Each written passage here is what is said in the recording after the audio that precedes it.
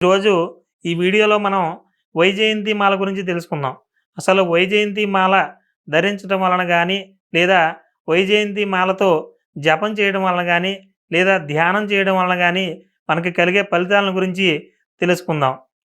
ఈ వైజయంతి మాల శ్రీకృష్ణుని యొక్క జన్మ ప్రదేశం ఉత్తరప్రదేశ్ వద్ద మధురా నగర్‌కు ఒక 15 కిలోమీటర్ల దూరంలో బ్రాజ్ అనే వరారణ్యంలో దొరుకుతుంది.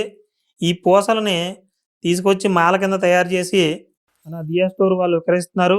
అలాగే ఈ మాల ధరించడం వలన గానీ, లేదా ఈ మాలతో జపం చేయడం వలన గానీ ఫలితాలు ఏంటంటే, మనకి ఈ కాలంలో ఆడపిల్లలకి గానీ, మగపిల్లలకి గానీ వివాహపరంగా ఆలస్యం అవ్వడం అనేది కొద్దిగా ఇబ్బంది కలిగించే విషయం అనమాట అండి.